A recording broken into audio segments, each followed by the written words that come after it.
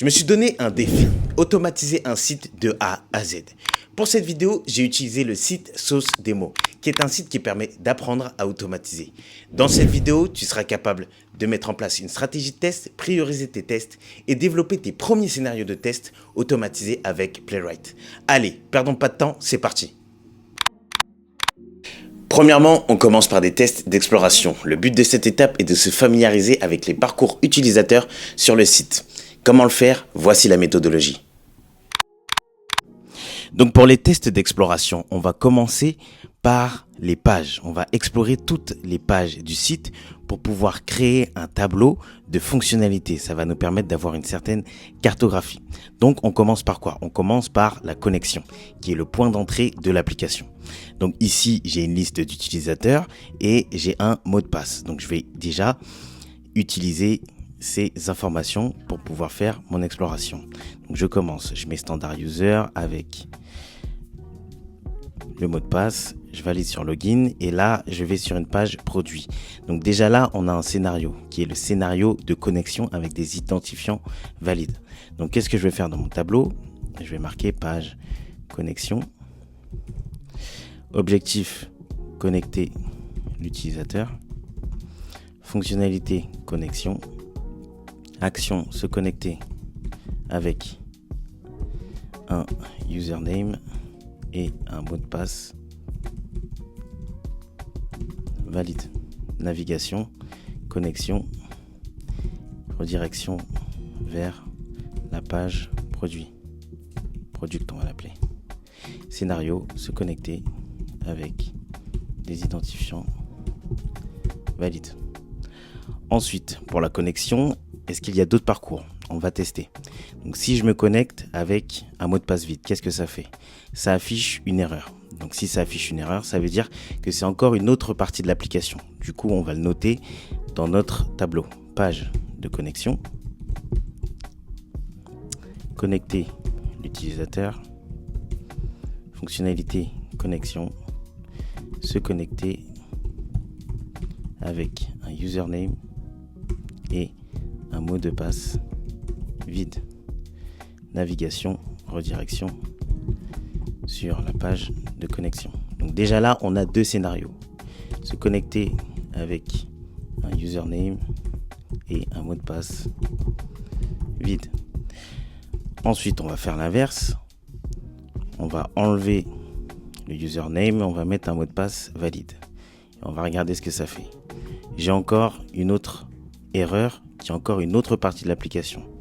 Donc je le note dans mon tableau. À chaque fois qu'il y a un parcours différent, je le note dans mon tableau. C'est l'objectif du QA, avoir tous les parcours possibles pour pouvoir mettre en place des scénarios de test le plus exhaustifs possible. Connexion, se connecter avec un username vide et un mot de passe valide. Redirection sur la connexion, sur la page de connexion, pardon. Et là, se connecter avec un username et un mot de passe valide. Ici, je mets vide. Et donc, normalement, on a déjà fait tous les points d'entrée possibles sur la connexion. Après, il y aura d'autres cas de test que je vais montrer tout à l'heure. Donc, pour regarder quels sont les autres parcours, je vais me connecter et ensuite je vais visiter le site. Là, je vois que j'atterris directement sur la page produit. Donc, est-ce que la page produit a des parcours utilisateurs? Donc, je vais tester. Ici, je vois qu'il y a plusieurs boutons sur chaque produit.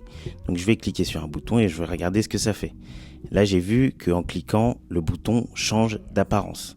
Donc, c'est déjà une autre fonctionnalité. On peut ajouter des produits. Donc, ici, je vais noter page, de produit. Page product. Donc, on voit bien que le nom de la page, c'est product. Objectif, ajouter des produits.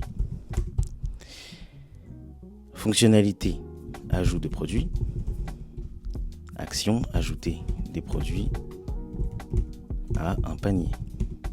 Et ben oui, parce que ici, on voit bien qu'il y a un panier.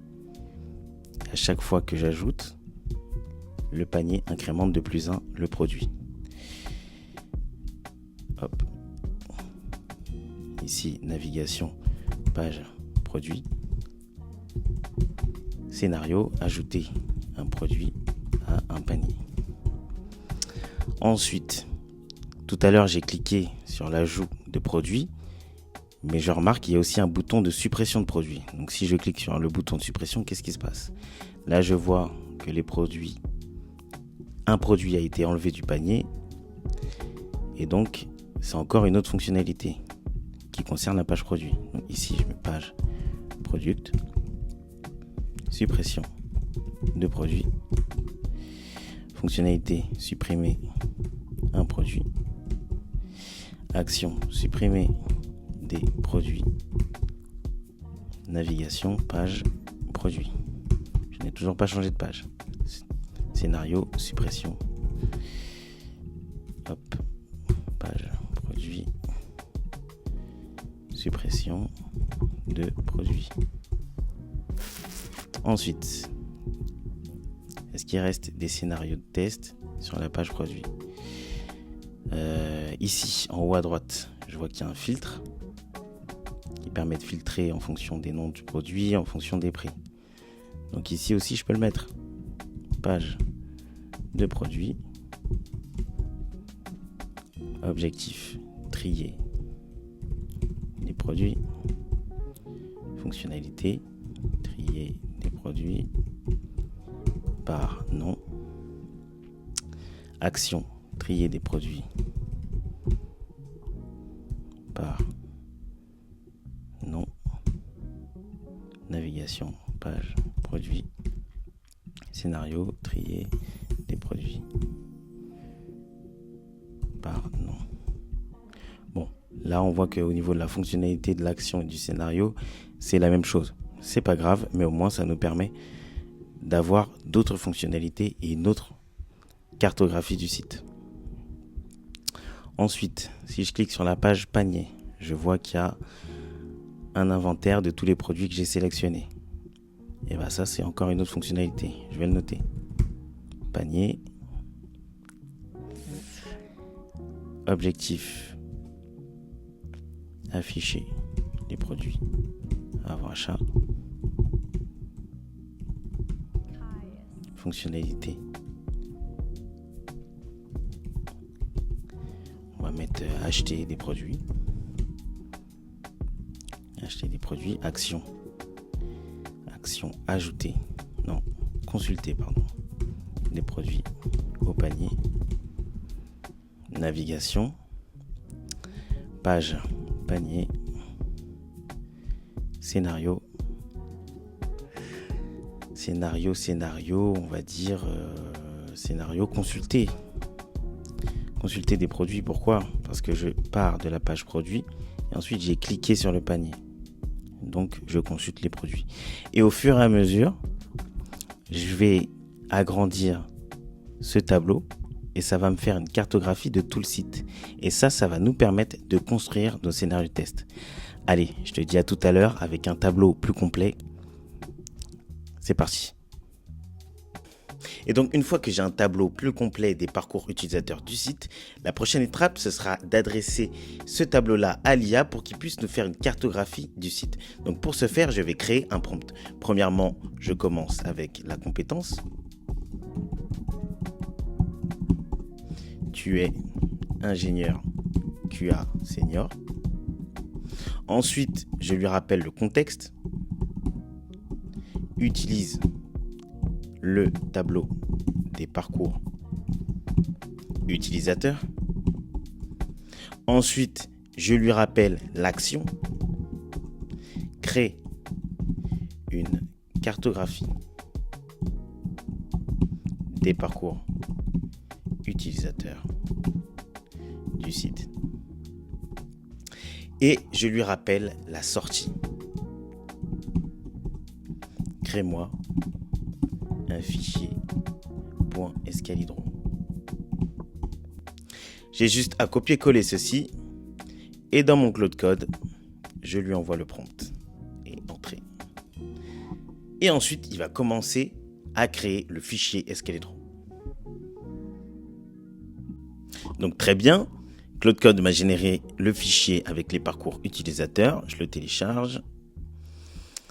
Et voilà ce qu'il m'a généré. Donc là, on voit qu'on a des scénarios, les scénarios des parcours utilisateurs, répartis par fonctionnalité. Ce qui est bien, c'est que là, on a une carte mentale de tout le site.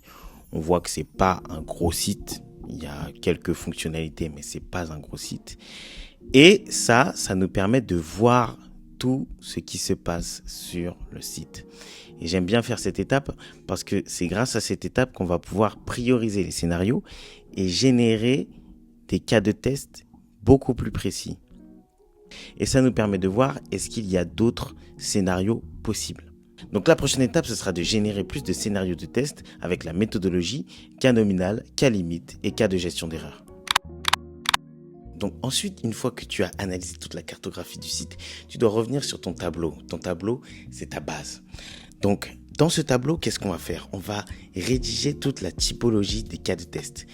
Dans la typologie des cas de test, il y a 3 types de cas de test. Il y a les cas nominaux, donc comment le système doit fonctionner en conditions normales. Ensuite, il y a les cas de gestion d'erreur, comment le système doit rejeter proprement des données qui sont introduites par l'utilisateur. Et il y a les cas limites, comment le système répond aux bornes, aux extrêmes des jeux de données. Donc pour ce faire, on doit créer 3 colonnes. Une colonne cas de test nominal. Ensuite, on doit créer une colonne cas de test limite. Et on doit créer une colonne cas de test de gestion d'erreur. Et à partir de ce moment-là, ça va permettre d'enrichir ta campagne de test. C'est tout l'objectif de la typologie des cas de test. Si je prends un exemple, par exemple pour la page de connexion, le cas nominal, ça va être se connecter avec des identifiants valides. Donc, comment le système réagit dans la condition normale de connexion. Ensuite, le cas de test limite, ça va être se connecter avec un mot de passe de, par exemple, 8 caractères, qui est le minimum de l'application. Dans le cas de test limite, il y a plusieurs cas de test limite possibles. Il y a se connecter avec un mot de passe de 21 caractères. On pousse le système à l'extrême dans ses retranchements. Se connecter avec un email erroné, non valide. Donc un email qui ne contient pas arrobase. Ça, c'est un cas de test. Non, c'est même pas un cas de test limite, ça va être un cas de test de gestion d'erreur. Je me suis trompé. Ça, c'est un cas de test de gestion d'erreur. Pourquoi c'est un cas de test de gestion d'erreur? Parce que ça touche à la donnée, certes, mais ça ne touche pas aux limites du système. Le système n'a pas introduit de limite par rapport à l'email. Par exemple, le cas de test limite qui correspondrait à l'email, c'est se connecter avec un email de 100 caractères. Ça, c'est un cas de test limite. Et donc, par rapport à ça, lorsqu'on avait fait ça, on peut soumettre ce tableau à un prompt et laisser l'IA réaliser toute cette typologie de cas de test. Et c'est ce qui est intéressant avec l'intelligence artificielle. Donc, je vais faire mon prompt. Compétences. Tu es ingénieur QA senior. Action. Crée un tableau qui retranscrit cette stratégie de test en ajoutant les cas de test limite, les cas de test nominaux et les cas de test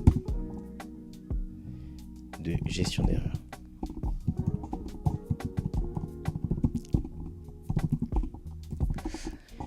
Action sortie. Créer un tableau qui contient ces informations. Et donc à partir de ce moment-là, je copie tout ça. Je vais dans Claude Code. et j'envoie. Ok, donc il m'a généré mon tableau. Ensuite, la prochaine étape, ce sera de vérifier ce tableau. Qu'est-ce que l'IA nous a généré? Donc là, je vais, ce que je vais faire, c'est que je vais le copier-coller. Ah, il me le copie comme ça. Bon, ce que je vais faire, c'est que je vais lui demander de me créer un fichier Escalibro. Créez-moi un fichier .escalibro. Ah, donc il m'a créé mon fichier Escalibro. Oui, j'aime bien le fichier Escalibro. C'est beau à l'affichage, ça fait un peu ingénieur QA. Bref. Donc, on a nos cas tests nominaux, nos cas tests limites, nos cas de gestion d'erreur. Maintenant, notre rôle, c'est de vérifier qu'est-ce que nous a généré l'IA. Est-ce que ça répond bien à notre besoin sur le site? Est-ce que ça répond bien aux fonctionnalités du site?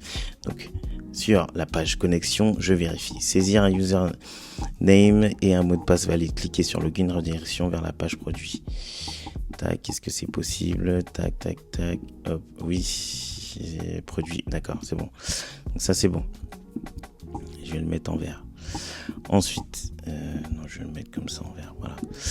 Ensuite, se connecter avec un mot de passe de 8 caractères, connexion réussie. Est-ce qu'il y a des limites sur le site? On va regarder. Hop, hop. Est-ce qu'il y a réellement des limites? Généralement, dans le HTML, on le voit directement. Hop, hop, hop, min length. Il n'y a pas de min length. Il n'y a pas de min length. Est-ce que pour le mot de passe, il y a un min length? Hop, hop, hop, hop, hop. Il n'y en a pas du tout. En fait, dans les champs d'un DOM HTML, on voit directement dans le composant s'il y a des limites. Et là, par rapport à ce que je vois, il n'y a pas de limite. Donc si par exemple, je m'amuse à mettre n'importe quoi, il n'y a pas de limite et j'aurai pas d'erreur qui correspond. Donc déjà, ce scénario-là, il ne sert à rien. Se connecter avec un email de format erroné. Est-ce qu'il y a des emails sur l'application? Déjà, le champ, c'est pas un champ de type, email. Donc déjà, ce scénario, il ne sert à rien. C'est un champ de type texte. Donc ça ne sert à rien celui-là. Hop. Ensuite, se connecter. Alors, question d'accord. Saisir uniquement des espaces dans les champs, même comportement avec des champs vides. D'accord. Est-ce que je fais ça? Tac. Bon, il n'y a pas de vérification. Oui, d'accord. Oui, c'est pas mal celui-là. Donc je le prends. Cliquez sur login avec les deux champs vides. Message username is required. Yes, c'est ça. Ça c'est bon. Saisir un espace dans le champ username avec un mot de passe valide. D'accord. Même message conservé. Oui, c'est bon. Cliquez sur login avec le username vide. Oui, c'est bon. Ça correspond à notre besoin. Pardon, je l'ai mis en rouge. C'est en vert qu'il faut que je le mette. Oui, c'est bon, ça correspond à notre besoin. Cliquez sur Add to Cart pour ajouter. Oui, ça c'est bon. Ajouter l'ensemble des produits du catalogue, 6 produits un par un. Oui, c'est bon. Ajouter un produit lors d'une paire de connexion réseau. Donc, ça demande de simuler une connexion réseau. C'est un cas, oui, qui est bien, mais qui n'est pas prioritaire. Bon, ça, ce sera pour plus tard. J'expliquerai, c'est la méthodologie RBT, Risk Based Testing, que je vais expliquer après. Là, on est dans la typologie des cas de test. Est-ce que ça correspond? Cliquez sur Remove, produit présent, produit retire, badge, ok, ça c'est bon. Retirer le dernier produit du panier, badge passe à 0, icône sans badge, ok, ça c'est bon. Rafraîchir la page pendant la suppression. L'état du panier reste cohérent, pas de doublons ni de produits fantômes. Oui, ça c'est bon. Hop. Sélectionner. Oui, c'est le filtre qui est sur la page produit. Hein. C'est bien le filtre qui est sur la page produit, si je dis pas de bêtises. Hop. Tac. Je me connecte. Je regarde ce qui se passe. Oui, c'est le filtre en haut dont on a parlé. Hop, hop, ça c'est bon. Forcer une valeur de tri invalide via l'URL. C'est possible ça? Non, il n'y a pas de valeur de tri via l'URL. Par défaut, conserve par erreur. Non, c'est pas bon ça. Ajouter des produits, puis accéder à la page panier. Tous les produits sont listés avec nom, prénom, prix. Ok, ça c'est bon. Consulter un panier vide, message ou liste vide, affiche sans erreur, panier avec 6 produits max. Tous s'affichent correctement, oui. Accéder directement à l'URL du panier sans être connecté. Hop. Ça c'est un test de fou. Hein. Ah non, mais c'est pas mal. Donc je vais le prendre. Il est pas mal ce test. Cliquez sur le menu, puis logout avec un compte valide connecté, redirection. Oui. Test passant. Se déconnecter avec un panier non vide. À la reconnexion, vérifier si le panier est conservé ou initialisé. Oui, c'est bon. Cliquez plusieurs fois rapidement sur logout. Aucun comportement inattendu. Pas de double direction ni d'erreur. Oui. Bon. Oui. Bon, il est bien, mais il n'est pas non plus prioritaire non plus. Finaliser une commande, check-out complet. Oui, ça c'est bon. Télécharger la facture pour une commande avec un produit et pour le nombre max de produits, contenu correct dans les deux cas. Télécharger la facture pour une commande avec un produit. Oui, ça c'est bon. Donc, à chaque fois, je me demande, est-ce que ça répond bien aux besoins sur notre produit? Est-ce que ça répond bien aux fonctionnalités existantes sur l'application? C'est ça qu'il faut se dire à chaque fois qu'on vérifie un scénario test. Cliquez sur télécharger la facture après une session expirée. Est-ce qu'il y a une fonctionnalité de session d'expiration? J'ai pas vu ça. Donc, je vais le mettre en facultatif. Et donc, voilà tous les scénarios qu'on a validés. Voilà les scénarios qu'on a refusés.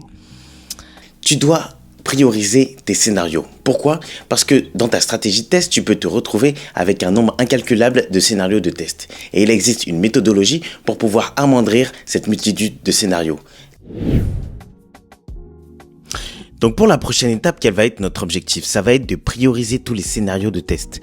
Parce qu'on ne peut pas se retrouver avec une multitude de cas de test. Il faut les prioriser dans notre stratégie, vu que notre objectif principal, c'est d'automatiser avec Playwright. Du coup, on va prioriser en fonction du besoin métier. Je rappelle que dans notre contexte, nous testons une application e-commerce, donc pour acheter des produits. Donc le besoin métier principal sur l'application, c'est l'achat de produits. Donc c'est en fonction de ça qu'on va orienter la priorisation de nos scénarios de test. Je commence. Donc pour le scénario de connexion, est-ce que c'est un scénario prioritaire? Oui, c'est un scénario prioritaire parce que si l'utilisateur ne se connecte pas, ça va être problématique pour le besoin métier qui est de l'achat produit. Ça fait partie du parcours de l'achat de produits. Ensuite, cas de test limite, ça n'existe pas. Hop. Ça non plus. Donc se connecter avec un format erroné d'email, ça n'existe pas. Se connecter avec un mot de passe de 8 caractères, ça n'existe pas non plus. Saisir des espaces avec les deux champs, même comportement. Oui, alors oui, c'est prioritaire. Mais donc c'est prioritaire dans le fait de créer ce scénario, mais ce n'est pas prioritaire dans notre stratégie de test. C'est pas ce qu'il y a à prioriser. Du coup, on va le mettre en P2. Ensuite, cliquez sur login avec les deux champs vides. Alors oui, ça c'est important parce que si l'utilisateur ne rentre pas de login et arrive à se connecter sur un compte, c'est problématique.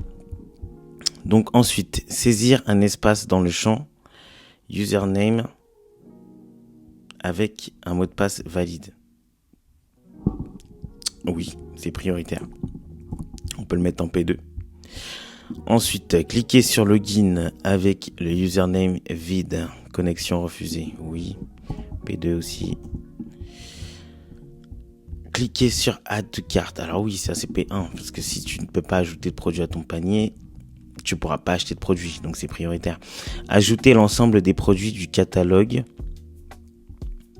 Oui, prioritaire. Perte de données. Comme j'ai dit tout à l'heure, ça c'est en P3 parce que ça c'est une test de connexion réseau. Cliquez sur Remove. Oui, ça c'est prioritaire. Retirer le dernier produit du panier. Oui, prioritaire. Tout ce qui est en rapport avec le panier, c'est prioritaire. Rafraîchir la page pendant la suppression de l'état du panier. Oui, bien sûr. Prioritaire aussi. Sélectionner name A to Z. Alors ça, c'est le filtre. Bon, est-ce que c'est réellement prioritaire? C'est pas en priorité 1, j'aurais dit, mais c'est plus en priorité 2. Trier avec un seul produit dans le catalogue, filtre, ordre, échange. Priorité 2 aussi. Ensuite, faire une valeur de tri invalide via l'URL. Ça n'existe pas sur le site. Ensuite, ajouter des produits puis accéder à la page panier. Très important. Consulter un panier vide, message ou liste vide. Sans erreur, panier avec 6 produits. P1. Accéder directement à l'URL panier sans être connecté. Oui, ça c'est P1. Cliquez sur le menu, puis logout. P2. Se déconnecter dans le truc de stratégie, c'est pas très prioritaire. Se déconnecter avec un panier non vide. La reconnexion vérifie si le panier est conservé. C'est P1 ça. Cliquez sur plusieurs fois. Ça c'est P3 carrément. Finaliser une commande, puis télécharger la facture. Super important. P1.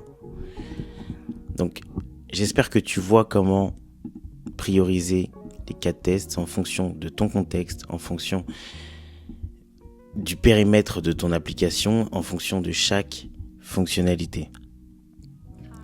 De toute façon, tu le vois, c'est instinctif. Télécharger la facture pour une commande avec un produit et pour le nombre max de produits contenu correct dans les deux cas. Oui, P1. Cliquez sur télécharger facture après une session expirée. P2. Et donc, voilà notre stratégie. On a priorisé tous les scénarios. Bon, je vais l'afficher un petit peu mieux. On a priorisé les scénarios. On a sélectionné tous les parcours de tests qui sont pertinents. Et donc, une fois qu'on a fait ça, on peut commencer à développer nos tests automatisés avec Playwright. Donc pour cette première étape, on va générer un projet Playwright. Tu as deux options. La première option, c'est de faire un prompt à l'IA, initialise le projet Playwright, et ensuite de pouvoir générer le projet avec l'IA. La deuxième option, c'est de taper la commande npm init playwright @latest. Et ensuite, une série de questions vont s'afficher pour que tu puisses générer le projet Playwright. Moi, je te conseille d'utiliser le terminal, c'est beaucoup plus rapide et tu vas moins galérer à générer le projet. Et là, mon projet est généré. Donc, qu'est-ce que nous a généré le terminal ? Il nous a généré un projet Playwright. Les fichiers qu'il faut retenir, c'est premièrement le fichier config, dans lequel tu vas pouvoir ajouter des paramètres pour t'aider à développer tes scénarios de test. Ensuite, tu as le dossier test, dans lequel tu vas pouvoir d'ores et déjà développer tes tests automatisés. Donc, premièrement, je commence par les scénarios de connexion. Je renomme le fichier en login.spec.ts, ce qui va dédier un fichier au scénario de connexion. Je supprime cet exemple et ensuite, je peux commencer déjà à donner un nom au scénario. Donc, je vais dire se connecter avec des identifiants valides. Le but ici est de donner un nom le plus intuitif possible pour permettre aux testeurs qui viennent après nous de lire le code de façon très triviale. Maintenant, pour l'écriture du scénario, comment ça se passe ? On va utiliser la méthode des 3 A pour arrange, act, assert. À quoi correspond arrange ? Arrange, ça va être les informations nécessaires pour préparer la situation. Donc, je dois naviguer sur le site source démo. Ensuite, act, je dois remplir mon identifiant et mon password. Et assert, je dois vérifier que je suis connecté. À partir de ce moment-là, il va falloir retranscrire ces étapes en Playwright. Donc pour l'écriture de ce scénario, premièrement, je vais naviguer sur le site. Pour ce faire, je dois utiliser la méthode goto. Ça va me permettre de me diriger directement sur le site. Ensuite, pour remplir mon identifiant et mon password, je vais utiliser la méthode fields. Ça va me permettre de remplir mon champ password et mon champ username. Et ensuite, je vais cliquer sur le bouton en utilisant la méthode click. Ici, Copilot m'a proposé ces attributs-là, mais ce n'est pas bon. Pourquoi ? Parce que dans le test logiciel, il faut utiliser les attributs qui sont spécifiques au test. Pourquoi ? Parce que si ton formulaire de connexion est amené à changer, les attributs en question sont dynamiques et peuvent bouger, alors que les data tests sont vraiment spécifiques pour le test. Du coup, je vais pouvoir utiliser les attributs data test. Et donc pour ce faire, je vais utiliser la méthode get by test ID.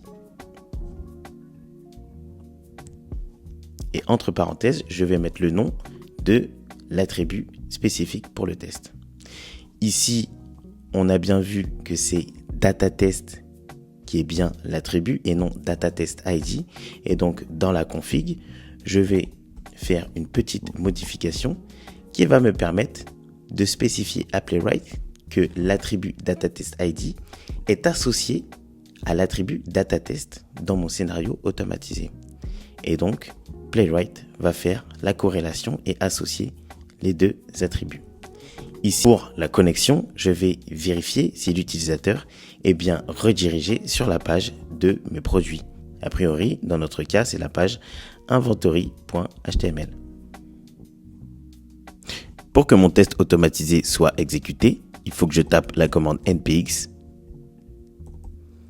playwright test suivi de -- project égale Chromium. Pourquoi ? Parce que Playwright, avec sa configuration par défaut, va exécuter ton test automatisé sur 3 workers, Safari, Firefox et Chrome. Moi, je veux que ce soit Chrome. Pourquoi ? Parce que Playwright prend beaucoup de temps pour exécuter les scénarios. Et donc ici, on voit que le test est passé.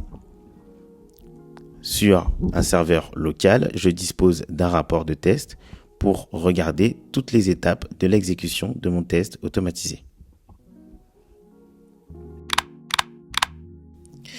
Donc pour le deuxième scénario, ça va être celui-ci, P1. Cliquez sur Login avec les deux champs vides, que ce soit username et password. D'un point de vue manuel, voilà ce qui se passe. Ici, j'ai juste à laisser les deux champs vides, je clique sur Login et là, j'ai un message d'erreur qui apparaît. Tout ce que j'ai à tester, c'est vérifier si le message est bien affiché. Et donc pour ce faire, j'ai juste à répéter la méthode de connexion avec identifiant valide. Je modifie, je mets ici invalide, username et password vide et je laisse le username et le password vide.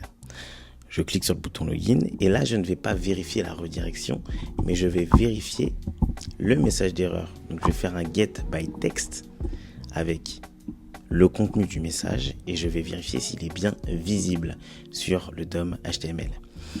Ici, on utilise la méthode getByText parce que c'est pour s'approcher au plus près possible du comportement d'un utilisateur.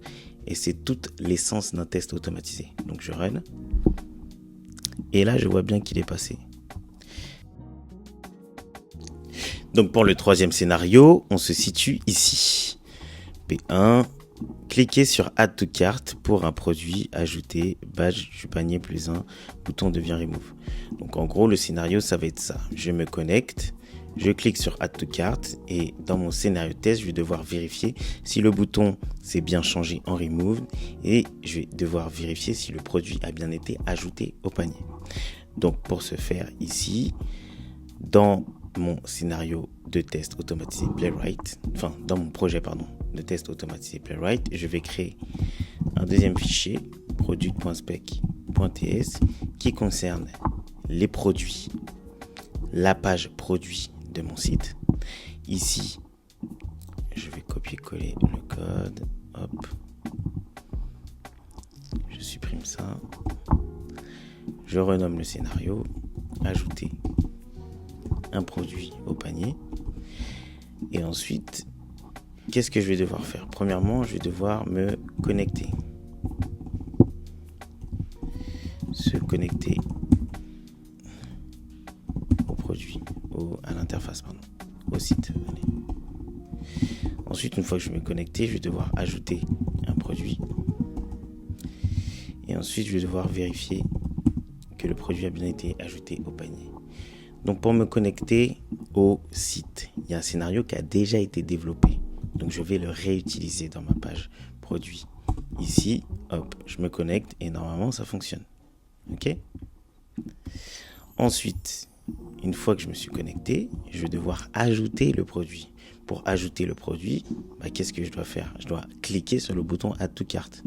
Donc, on va vérifier si ce bouton-là contient bien un attribut un attribut data test. Donc ici, le data test, il est bien là. Donc j'aurai juste à faire un await page get by test ID add to cart. Donc je clique dessus. Une fois que j'ai cliqué dessus, je vois bien que le bouton change de classe. Et donc je vais changer la classe du bouton et vérifier s'il a bien le texte remove. Donc ici, je vais faire la même chose, sauf que là, je vais mettre un remove. Je ne vais pas cliquer dessus. Moi, je vais devoir vérifier si le bouton a ce texte remove. Et pour ce faire, je dois utiliser un expect. À chaque fois qu'on fait une vérification, on utilise un expect. Donc ici, j'utilise le expect sur la page. Et je regarde s'il est visible. Mais je peux aussi regarder s'il a bien le texte que je veux. Donc j'utilise la méthode haveText. To have text remove. Et donc la dernière étape à faire dans ce scénario, c'est vérifier si le produit a bien été ajouté. Je clique, je regarde si le composant a bien un data test. Il a bien un data test. Et je vais sélectionner le data test. Ici, je fais la même chose, je fais un expect, sauf que là, ça va être le texte 1, et ici, ça va être un shopping cart page. C'est ça. Je clique sur Run, et là, je vois bien qu'il est passé. Donc pour le quatrième scénario, on va devoir ajouter l'ensemble des produits du catalogue. Donc ici, on va devoir parcourir tous les produits du site pour les ajouter au panier. Comment ça se développe? Ici, je copie-colle le scénario. Je change le libellé du scénario, ajouter tous les produits au panier. Et ce que je vais faire, donc j'aurai pas besoin de ça. Et donc ici, je vais devoir parcourir tous les produits du site, cliquer sur Add to Cart et ensuite vérifier le nombre de produits qui est dans le panier. Comment ça se traduit en Playwright? Premièrement, je vais créer une liste. Donc je vais créer la liste des produits. Ici, on sélectionne les boutons qui ont le libellé data test add to cart, l'attribut add to cart, et ensuite je vais devoir parcourir cette liste de produits. Donc je fais une boucle for qui parcourt tous les produits de la liste et qui clique sur chaque produit. Si je run, et là spécifiquement j'ai un problème. Pourquoi j'ai un problème? J'ai un problème parce que là, ce qu'il est en train de faire, c'est qu'il est en train de capturer la liste des produits. Mais à chaque fois qu'on va cliquer, cette liste de produits n'aura pas la même taille que la liste que l'on a déclarée auparavant. Et donc, pour éliminer cette contrainte, je vais devoir faire une boucle while qui intègre une condition directement. Donc là, je vais faire un while tant que la liste des produits qu'il y a sur ce site est supérieure à 0, donc la longueur de cette liste est supérieure à 0, alors je vais cliquer sur le premier produit que tu vois à chaque fois. Et normalement, si je run, le scénario passe. Pourquoi? Parce qu'il va faire, ce qu'il va faire, c'est qu'à chaque fois que je vais cliquer dessus, lui, il va vérifier toujours le premier produit qui a le libellé Add to Cart. Et à chaque fois, il va le remettre. Il va faire une boucle. Et c'est l'un des caractères spécifiques de la boucle while. Donc, une fois que j'ai fait ça, je dois vérifier si le bouton Shopping Cart, là, ici, il contient bien le texte 6. Donc ici, je vais faire un page.getDataTestID. Ici, shopping cart page to have text 6. Et normalement, si je run, ça passe. Et voilà pour le 4e scénario pour ajouter l'ensemble des produits au panier. Donc 5e scénario, je dois cliquer sur le bouton Remove, ensuite vérifier si le produit est bien supprimé et que le badge n'est plus là. Donc pour ce faire, ici d'un point de vue manuel, je vais cliquer sur le bouton Add to Cart, donc le bouton Remove, et je vais vérifier si sur le panier il n'y a plus de produit. Comment ça s'exprime en Playwright? Premièrement, je vais devoir ajouter le produit. Donc je répète exactement le même scénario, je change le libellé, toujours, supprimer un produit au panier. Et ensuite, ce que j'aurai à faire, c'est cliquer sur le bouton Remove. C'est une action, donc c'est pas un expect. Ici, hop, je change, pardon. Tac. Await.click. Et là, c'est bien le bouton Remove. Je clique sur le bouton Remove. Une fois que j'ai cliqué sur le bouton Remove, hop, je vais devoir vérifier si le composant Shopping Cart Link ne contient pas le span Shopping Cart Badge. Et il y a une méthode qui permet de faire ça en Playwright. C'est la méthode toBeEmpty. Donc ici, hop, je chope l'attribut Shopping Cart Link. Je le mets dans mon expect. Et là, je mets toBeEmpty. Doit être vide. Ici, je run, j'exécute et je vois bien que mon scénario est passé. Voilà pour la suppression d'un produit. Donc pour le prochain scénario, qu'est-ce qu'on doit faire? On doit retirer le dernier produit du panier. Le badge passe à 0. L'icône panier sans badge doit être affichée. Donc comment on va faire? Déjà, d'un point de vue manuel, je dois me connecter, je dois ajouter tous les produits. Ça, on l'a déjà fait dans un autre scénario. Une fois que j'ai ajouté tous les produits, je dois cliquer sur la page panier. Et à ce moment-là, je dois cliquer sur tous les produits et ensuite vérifier si le panier est toujours vide. Donc, comment ça s'exprime en Playwright? Déjà, comme on est sur la page panier, je vais faire un autre fichier. Je peux l'appeler bucket.spec.ts. Ensuite, on a dit qu'on devait se connecter. Donc, il y aura un scénario de test sur login. On a dit aussi qu'on devait ajouter tous les produits sur la page. Ça, on l'a fait tout à l'heure aussi. Donc, je vais reprendre un scénario qu'on a déjà fait ici. Et je le copie-colle. Ici, je n'ai pas importé les méthodes test et expect. Playwright test, ok. Ensuite, ici, je renomme le scénario de test. Donc, supprimer tous les produits du panier. Donc là, dans ce scénario, qu'est-ce qui se passe? On ajoute tous les produits. Une fois qu'on les a ajoutés, je dois cliquer ici. Donc, je vérifie dans le DOM. Qu'est-ce qui se passe? Data test shopping cart link. Donc, je vais faire un await page.get by test ID, c'est ça. Shopping cart et pas badge, c'est link ici. Donc, je vais cliquer. Je vais être sur la page panier. Une fois que je suis sur la page panier, je vais devoir récupérer tous les boutons qui ont le texte remove. Et donc, pour ça, il y a une boucle qui s'appelle while qu'on va utiliser. Je regarde qu'est-ce que contient ce bouton. Remove source lab. Ici, je vais faire un get by text. Alors j'ai le choix. Soit je peux utiliser get by text, soit je peux utiliser get by test ID. Et pour changer, on va utiliser get by text. Et donc, on fait exactement la même chose.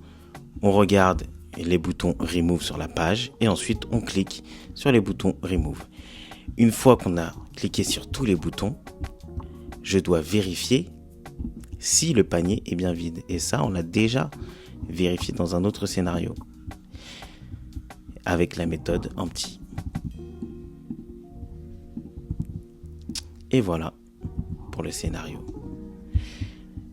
On run.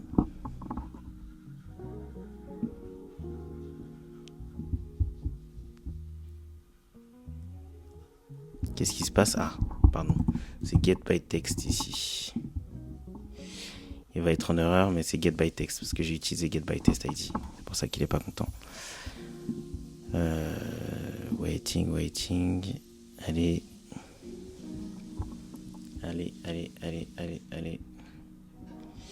Il est long. Ok. Je le réexécute. Et là, il est bien passé. Donc passons à l'autre scénario. L'autre scénario, c'est quoi? Accéder directement à l'URL du panier sans être connecté. Redirection vers la page de connexion. D'accord? Donc je reprends un scénario. Hop. Au hasard, je copie-colle. Ici, j'ai pas besoin de tout ça. Ici. Donc, je renomme. Consulter la page panier pour un utilisateur non connecté. Ici, ce bloc, ça permet de connecter l'utilisateur, mais moi, je ne veux pas me connecter, justement. Je veux vérifier qu'à la non-connexion, un utilisateur reste sur la page de connexion. Et donc, je vais me diriger sur la page produit. Ici, la page produit, c'est laquelle? C'est carte.html. Donc, je me dirige sur la page carte.html et je vais vérifier avec un expect await. Expect. L'URL de la page est une méthode qui s'appelle toHaveURL en playwright qui permet de vérifier l'URL de la page. Et moi, je vais vérifier si je suis bien sur la page de connexion. Et normalement, la page de connexion n'a pas de nom. Si je dis pas de bêtises, logout, oui, elle n'a pas de nom. C'est bon. Je run. Et là, je vois bien que mon test est passé. Passons au prochain scénario. Donc, c'est quoi le prochain scénario? Le prochain scénario, c'est se déconnecter avec un panier non vide. Donc, je vais devoir ajouter des produits au panier. Ensuite, à la reconnexion, donc je vais devoir me déconnecter. Je dois vérifier si le panier est conservé ou réinitialisé. Donc, pour ce faire, je copie-colle toujours. Je renomme le scénario. Se déconnecter avec un panier non vide. Vérification du contenu du panier. C'est très bien. Il l'a mis. Ensuite, ici. Premièrement, je me connecte. Je vais devoir me connecter. Une fois que je me suis connecté, je vais devoir... Là.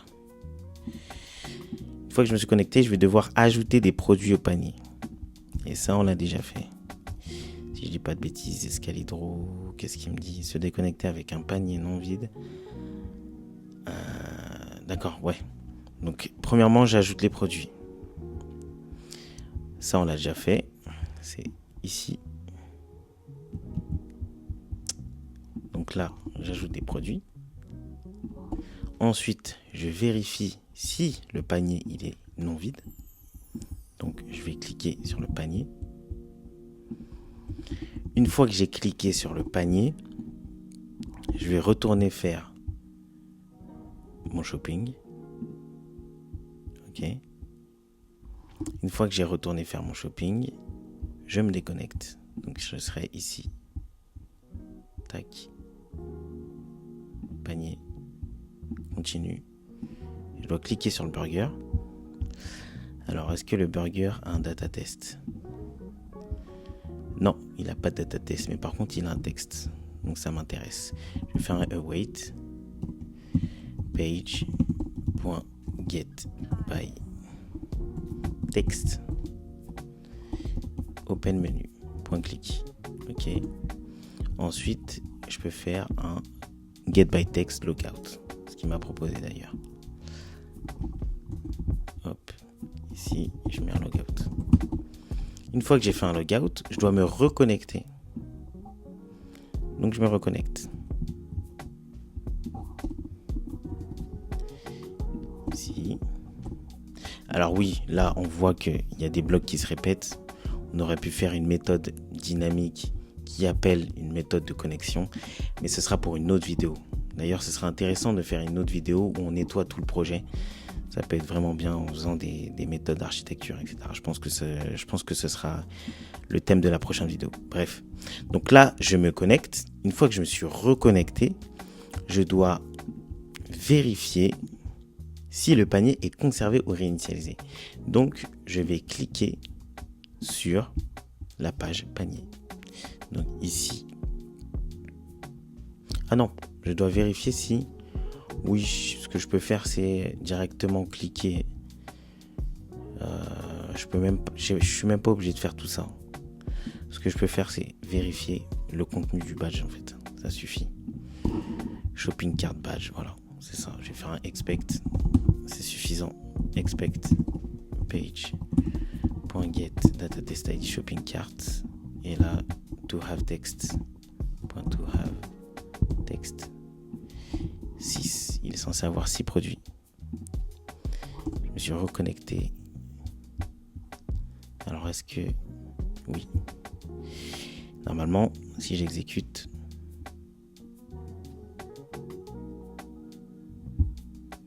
Mon scénario est passé. Très bien. Et voilà pour ce scénario. Donc, quel est le prochain et dernier scénario ? C'est le scénario de finalisation de commande. Je vais devoir ajouter mes produits au panier, cliquer sur le panier et ensuite télécharger la facture de la commande. Donc, comment ça se traduit en Playwright ? Ici, je copie-colle ma méthode. Hop. Je renomme la méthode finaliser une commande avec téléchargement de facture. Qu'est-ce que je vais devoir faire ? Alors, pourquoi il n'est pas content ? Hop, je mets mon code. Ok. Qu'est-ce que je vais devoir faire ? Ici, ce que je vais devoir faire, c'est me connecter. Je supprime les commentaires. Hop. Je vais devoir me connecter. Une fois que je me suis connecté, je vais devoir ajouter les produits au panier. Et ça, on l'a déjà fait dans un scénario précédent. Donc, tout ce que j'ai à faire, c'est copier-coller le code précédent. Ok. Ensuite, une fois que j'ai ajouté les produits au panier, je clique sur le panier. Et donc ici, il me semble que c'était le bouton Cart Link qui est ici. Je peux même vérifier le nombre de produits pour bien être sûr. Donc, normalement, dans mon test manuel, je suis à cette étape. Ensuite, je vais devoir cliquer sur le bouton Checkout qui me permet d'aller sur la finalisation de la commande. Donc, je fais un await page.get test ID checkout. Super. Une fois que j'ai cliqué sur Checkout, je vais devoir remplir mes informations. Alors ici, il y a bien un scénario de gestion d'erreur. On aurait pu même l'ajouter dans notre priorisation de scénario en P1. C'est un scénario que j'ai oublié, mais c'est pas grave. Ça arrive, mais on va se concentrer déjà sur la finalisation de la commande. Donc je remplis mes informations. Ici, Copilote me l'a déjà mis.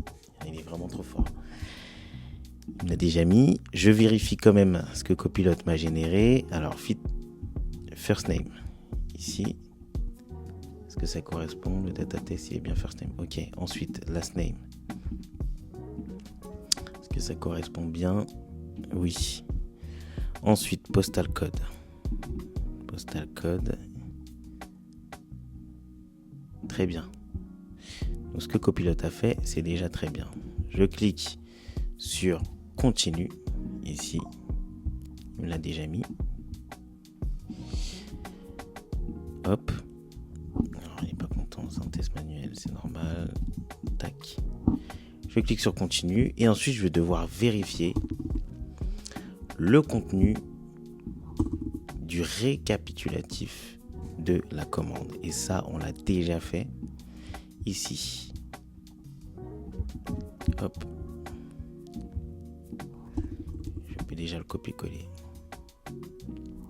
Alors là, on voit qu'il y a des blocs de code qui se répètent. On peut créer des fichiers génériques pour ne pas à chaque fois dupliquer le code. Et je pense que ça fera l'objet d'une autre vidéo, ce qui peut être intéressant. Dis-le moi d'ailleurs en commentaire si ça t'intéresse pour pouvoir créer un projet le plus clean possible en termes de code. Donc on continue, je vérifie la description du produit, je vérifie le titre du produit et ensuite je vais devoir vérifier, alors là qu'est-ce qu'il m'a fait ? Je vais devoir vérifier le prix du produit. Donc ce que je vais rajouter, c'est un tableau qui sélectionne tous les prix de la plateforme. Donc, je fais exactement la même chose. Hop. Price item. À la longue, ça fait beaucoup de code quand même. Expect price item. Il a bien sélectionné tous les prix. Ok, super. Hop, je suis ici. Là, on est dans la boucle. Price item, je vérifie les prix et la liste que j'ai récupérée. C'est bon. Ça m'a l'air bon. Je finis la commande. Ensuite, je vérifie quand même le message. Thank you for order. Ici. Voilà. Et ensuite, je dois cliquer sur le bouton Generate PDF. Wait. Page. Et là, c'est un get by text. Generate PDF. Je clique et là, je génère ma commande. Une fois que j'ai généré ma commande, alors ce qu'on aurait pu faire aussi, c'est un test beaucoup plus poussé. On aurait pu entrer dans le fichier PDF, ressortir le contenu et vérifier ce qu'il y a dedans. Ça aurait pu même faire l'objet d'une autre vidéo. Dis-le moi aussi en commentaire si tu veux une vidéo qui concerne ce test-là. Mais pour l'instant, pour ce guide, on va s'arrêter là. Et donc, ce qui nous reste, il n'y a aucune étape qui nous reste. On peut exécuter le scénario pour vérifier si tout est bon. Je run.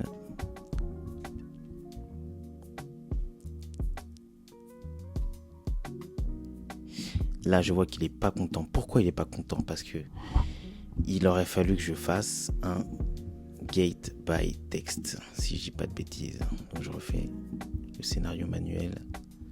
Checkout. Je remplis le bouton de commande. Finish. Et là, on remarque que c'est finish. Ok. Est-ce qu'il y a un data test ? Ah bah si, il y a un data test finish. Pourquoi il n'est pas content ? Hop. Page. Button. Page.getByText, clic. Pourquoi il a... Ah, parce qu'il a déjà... Pardon.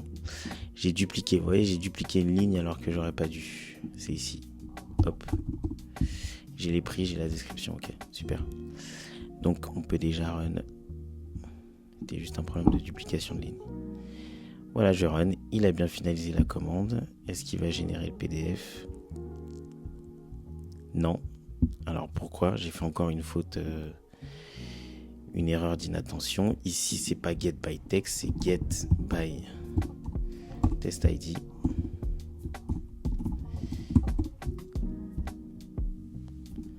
Je vérifie quand même. C'est bien get by test ID. Voilà.